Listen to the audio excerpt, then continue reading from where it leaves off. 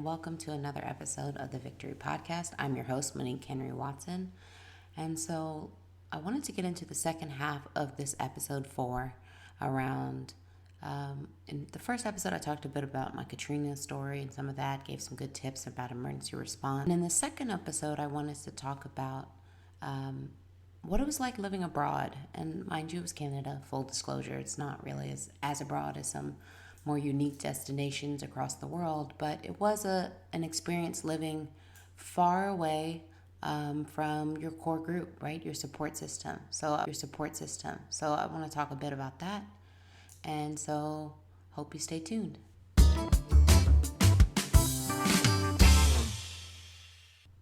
So welcome to part 2, and thank you for joining me. If you haven't checked out the first part, I do encourage you to go back and listen. Go back and listen to the earlier episodes as well if you haven't caught those out. So let's get into it. I wanted to talk a bit in this episode was what it was like living abroad. I get this question a lot when I kind of give the rundown of who I am, what I've done, where I've worked. And so part of that centers around the year and a half I spent living in Calgary, Canada, where my geographic scholars is, if you look at the United States and look at where Montana is and go north, that's the province Alberta, and in there shortly above across the border is Calgary. Just a little background as how I would describe Calgary. It's a very oil and gas centric town. I'd liken it, and they'd liken themselves to a sister city in the United States like Houston, where that's a big part of their industry. With that comes some volatility in the markets there because of that. But it was a great place. Without looking at numbers, majority breakdown, definitely not quite as diverse parts of Canada. I visited Toronto while I lived there, and that's a little bit more likened to New York, where you have people from all over the globe, a lot of visible diversity present. Calgary, not as much. So that presented its own challenges as an African-American woman there with my boyfriend at the time, domestic, and just having not that visible diversity was different. Coming from New Orleans, which is a majority African-American city, probably the numbers post-Katrina are like 40-something, 50-something% African-American, some other percentage Caucasian, and then a host of other different minorities and backgrounds. So a visibly diverse city, going to a way less visibly diverse city. So that was its own challenge. So some of the things that I learned while living there, work stuff aside, was how important and how different it is being away from your home core group. In essence, in paper, I've lived in other places. As I've talked in the past, I lived in Virginia when we were growing up, lived in New Orleans.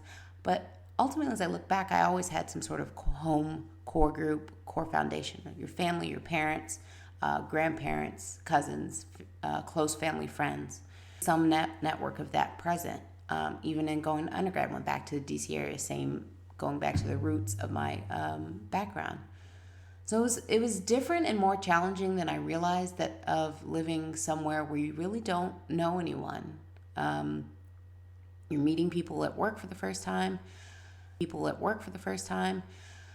And if anyone's ever moved anywhere different, whether that's in the U.S., across abroad, it's really hard, especially as an adult, to make new friends. Kids are a little bit more pliable, right? You have still forming your network of friends, and that can still be challenging, even moving from Virginia to New Orleans, because there's a bit of, you already have your network. On the weekends, you meet people, especially if you move for work, you meet people at work, and a lot of times their weekend plans are filled with their own family activities, right? So people who have kids, people who take care of loved ones, whatever their kind of activities that they do outside of work, and they incorporating into that can be challenged. Who's moving abroad or who's living in a new place, to still seek out those folks and look for other places where you can join a community.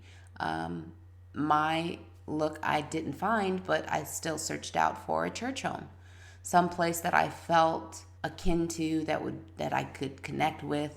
I didn't run across it, and that was fine, and it still worked out. And I at least had I had my husband there with me, boyfriend at the time, but husband. So we at least were each other's network. We did meet some great people at work. Vanda, who I've had on the show on episode 2, maybe. where she's talked about on her podcast. We stay friends with her. We catch up. Oftentimes it's through podcasting we catch up. But we met really great people. But being open to meeting new people, understanding that they may have a different background, ideas, viewpoints, what have you, but to at least form some sort of connection. I met a lot of you, but to at least form some sort of connection. I met a lot of great people at my work, including Vanda. So I'd encourage, if you're living in a new place, still try and, it might be a little challenging, but still try and make space for yourself in those spaces, right? So that was its own beast, and I spent a lot of time, and so that was its own beast, and I spent a lot of time, and we'll get a little bit more on the religious side, and if you don't like it, oh well, plug your ears, hold on. But I spent a lot of time talking with God during that time, and I liken it to, times in the Bible where, I moving for my job, potentially at least one geographic move. And in that time, I had in my mind where I thought I was going to go, where I wanted to go in my mind was somewhere regionally close to where I was, somewhere, where I knew people. I kind of have a couple of connections I can make. But ultimately, during that process, I prayed, lead the way. Lead the people who are selecting the positions about where you're going to go next. Lead them in the way that God would have me to go. And this position, honestly, was not anywhere on my radar, not anywhere I thought for, not a position I was really excited for, anything like that. No issue about the position, just didn't speak to me, in that way. And so when they told me that, hey, you're going to go to Calgary, I was like, cool in that, an abroad assignment, something different. There's a nice financial dynamic that goes into that with a large Fortune 500 companies, and you're doing what's called an expatriate, moving away from your home country to another country for either short term, in my case, or for the foreseeable future.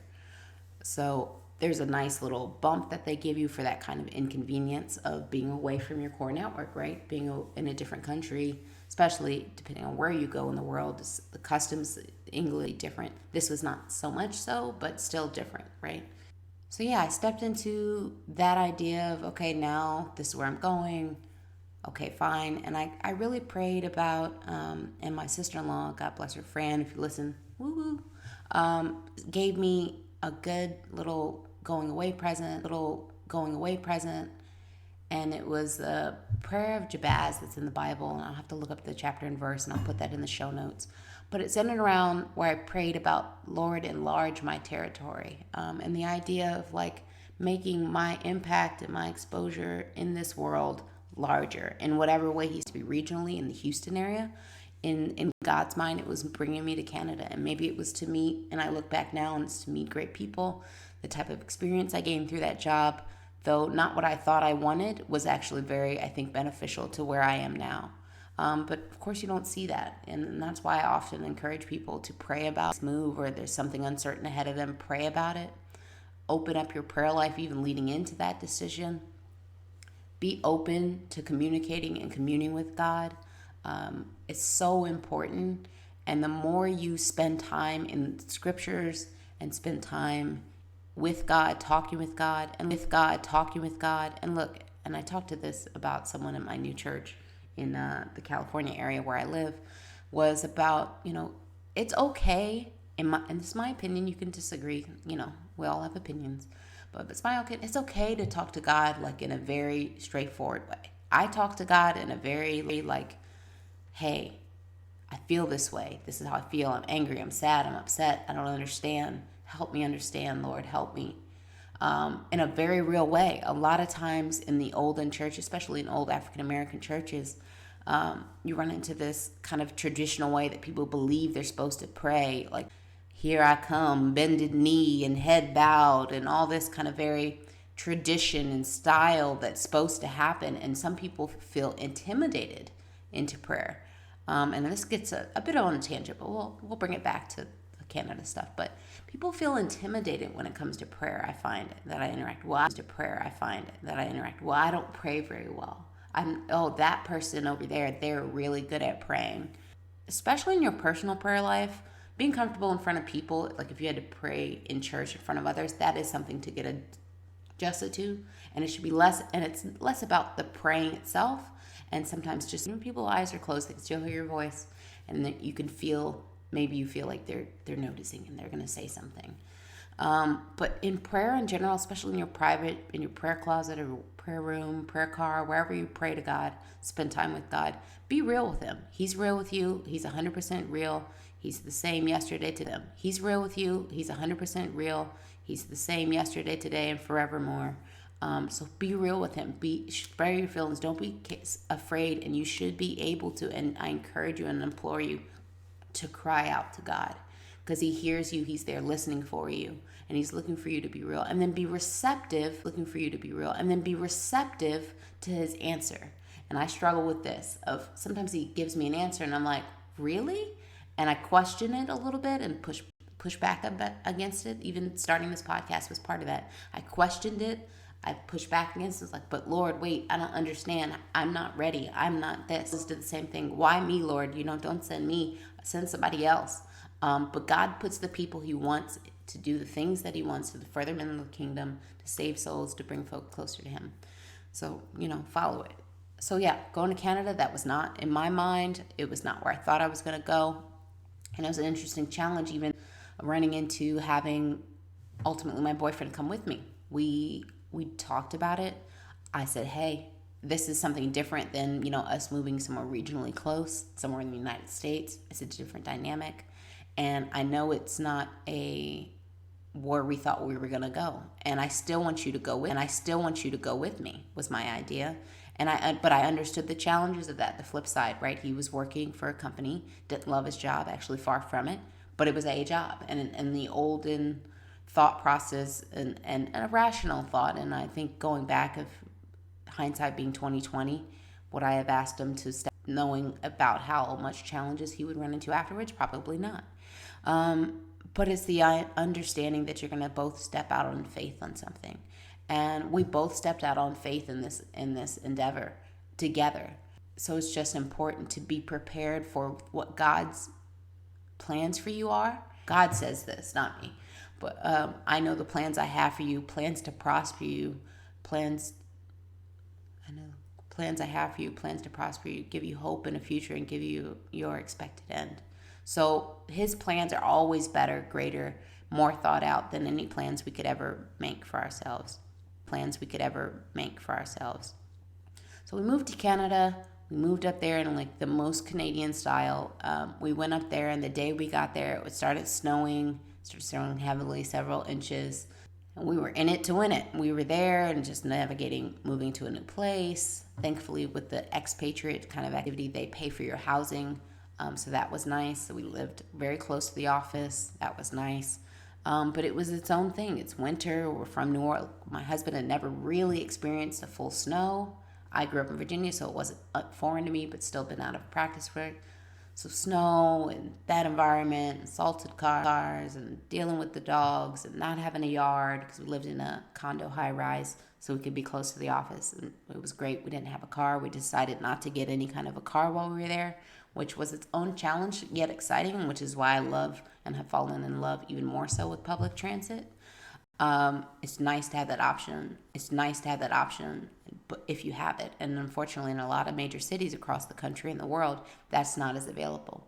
So I hope if there's any city folks listening, it's very important. It's really handy, and people will use it. Invest in it in the front end. It'll pay dividends in the back end of where people are going and where our cities are going in the future. Exciting time. And it was an interesting time as well, professionally speaking. I was working for an oil and gas company, and in 2015 when we were moving there, that was the same time when a big dip in the oil, price of oil went down significantly, which is fine for them to equally go down. But for those within the industry, that can present its own challenges. It makes it a lot harder to do and have support functions like myself in health and safety. And so you start having to do the hard things as a company, right? They have to start doing cutbacks. Where can we reduce our overhead costs? When the prices are this much, so we can still be profitable, we can still pay people, all those kind of things. So yeah, living in Canada was interesting. I spent a lot of time, so we would walk the dogs. I would walk them in the mornings, my husband. who was working remotely for a while, would walk them in the afternoons and evening. We just had Chewy. But I spent a lot of time on my walk with God, spent a lot of time listening to gospel music and spending time with the Lord. It was early in the morning, especially in the winter. It's further north. Winter, the early mornings, the sun wouldn't come out until much later in the morning, like 8, 9 o'clock. And then the sun would go down, especially in the shorter as you get towards like November, December. So the days were quite short, so it could be a little bit sad. A lot of people, including people I knew personally, suffer from seasonal affective disorder, which is the idea of this like seasons having effect and depression. So the amount of lack of sun and all that, there are ways to cope with that. There are a lot of great tools. If you or someone you know has seasonal affective disorder, I encourage you to look into resources about UV lights, therapies, all the good things. Look into it. There's a lot of great information out on the internet. A lot of time, because I couldn't really find a church that I really was feeling as far as what I look for into a church. I wanted to go somewhere that was close, walkable. I didn't know of too many places that were too far. The few folks that I did know at church were like different denominations, so it's a little bit different in our faith walk and our little bit of our beliefs, so that's fine. But it brought me a lot closer. I spent a lot of time reading my Bible. I think it really grew my relationship with God, which maybe was part of his intent, who knows. But it was really powerful, and I spent a lot of time with him. So I encourage people, if you're in a season of moving to a new place, a new job, I'm doing something new, different, hard, and I spent a lot of time with him. So I encourage people, if you're in a season of moving to a new place, a new job, I'm doing something new, different, hard, challenging, that's not the time to move away from God. That's actually the time you should be moving closer to God and spending more time with him. So please continue that if you haven't started, as you're getting ready for a move. Even if you're in a place that you normally are, there's always good to break in more time with the Lord. It really is helpful. It helps my emotional state. It helps to have someone to kind of decompress to that isn't your spouse, because maybe it's about them, who knows. It isn't someone at work, because maybe it's about them, who knows. But it's someone who is with a listening ear and has the best advice possible. It was an interesting time living in Canada as well. I experienced my first ever migraine, which for my migraine sufferers who may be listening, I had no idea until then. My husband suffers from migraines, has from off and on, has for our entire relationship. I had no idea the intensity and bewilderment and discomfort and any other words, that just how horrible they can be. Mine, unfortunately, the first time they came on was not just one, it was a sustained migraine for 7 days. And I am 100% convinced it was stress-induced, the stress of the business, the stress of the supervisor I had at the time, all the things combined into having that migraine. And so I could not function. I could not sleep. I don't really think I really slept much over those 7 days. I kind of more passed out when I was awake. Follow up with a neurologist. We got some medicine that was able to break the migraine. And then, if anyone's familiar with large companies, a certain amount of time away puts you into this like disability state, and you kind of have to be cleared to return to work, and that's a bit of a process. So once my migraine was like subsided, I was like, okay, I'm ready to. Okay, I'm ready to come back. But there's a whole process that's involved in a lot of larger companies to do that, and making sure all the paperwork is straight, that your pay gets straight during that process, all the other things. So going through that was hard and challenging. And I'm going to be honest with folks, I did go through being a smidge of depression, I would say. I'd classify it as. The stress of the job, everything, not being able to return to work, being stressed out from my supervisor poking me the whole time, when you come back, was a lot. And it just felt like I had no control over everything. And anybody who really knows me, I don't think I'm controlling as in making people do things, but I'm a perfectionist. I want everything to be perfect. So things I don't have the bounds about, right? I have a plan and we stick to the plan, and it's well organized. But when you don't have control over your circumstances, it's really challenging. And so I just went through a moment where I broke down, and honestly, legitimately broke down in our apartment condo. And I said, I need to talk to someone. and I just needed to talk to someone now because I was getting scary thoughts start to pervade your mind and consciousness. And I just had to stop. And that was for using mental health services. I had never up to that point ever used them myself.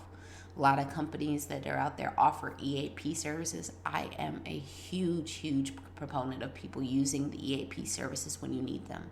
That's what they're there for. Companies pay a lot of money to retain those services. So I ended the session set up. I was able to find someone to do on the phone counseling, so I didn't have to go anywhere. And even as a person who gives advice, and I was a lot of the same things we got into in conversation of what are you trying to achieve? What can you actually control? So those things are out of your control. That was some of the stuff the healthcare advisor, that was some of the stuff the healthcare advisor, counselor, whatever her title was, said to me. It's like, okay, what can you control? Did you eat today? And I was like, no, I didn't. And just realizing control the things you can control and try not to worry about the things you can't, and the process that will work. And this when you're in the thick of it, of a round of depression, anxiety, whatever, it's really hard, as the saying goes, to see the forest through the trees. So to be able to step back in that moment and say, no, okay, what can I do? And for me, since I haven't in general suffered with depression, it's different. If you do suffer with depression, we talked a bit about that with clinical depression and long-term depression that Vanda has been challenged with, but she's not a depressed person. She's a person that battles this. And just being aware of it, having people around you can recognize that something's different and to get you the help that you need. Whether that's a psychiatrist with medicines, that's absolutely fine. There's no judgment there. Whatever you need to be your best possible self, that's what you need to get. So that was a powerful time. So I came back off of that, and then the cuts started getting closer and closer as far as layoffs with this price of oil changing. So I started looking at other opportunities in other industries. Health and safety translates across industries, right? My experience might be in an oil and gas environment, but the same principles of industrial hygiene, health, safety, compliance apply across industries. So I started looking around, checking out opportunities. They repaid. And so, that was a crazy time. And eventually it worked out that I got into a higher position than I probably would have had to work another 15 years within the company I was with versus the company I'm with now at a much higher position, much better pay. Price of living is now at a much higher position, much better pay. Price of living is higher out here, but it's got a great title benefit and, an amazing opportunity and great people. And so sometimes the things that, challenge you and make you do things, or, whether it's a layoff or cuts at your job, or either by choice, end up putting you in the right direction that God would have you to go. Because sometimes we won't go there on our own, or we don't have the opportunity to get there on our own, but we're pushed into a situation that we must respond. And so then you're pushed into the situation of the cuts are coming closer. I don't want to be without a job. How do I do this? Boom. That was that opportunity. And it worked out. All things working together. All things work together for the good of those who are called into his purpose. That's my second half. It's a little bit shorter of an episode. Canada's time was only a year and a half. We've repatriated to the United States, went back to New Orleans for a while, and then now we're out in the San Francisco Bay Area. Having a good time, trying to figure out how to live there because it's so expensive, but enjoying it ultimately, the great weather especially. So thank you for joining me on the second half. It's a bit shorter, but still, I think a wonderful time. Thank you for joining me on the second half. It's a bit shorter, but still, I think a wonderful time. And I encourage everyone, so a couple of take-home notes. Be open to what God has for you, understanding that your plans and his plans may differ, but go with his. They're always better. It'll get you on the way. Try and find a tribe or your network or your people when you're in a new place, whether it's connecting with people at work, outside of work, finding a church, finding a running club, finding something to make a connection. It'll help you in those tough times where things are stressful at work, or what have you. Or to help to grow and just feel more comfortable and feel like your new home is really home. And then stay flexible and open and listen to the changes that might happen after that, and stay open. So I encourage everyone to do that, as you reach out if you need anything, and thanks for listening on this second half.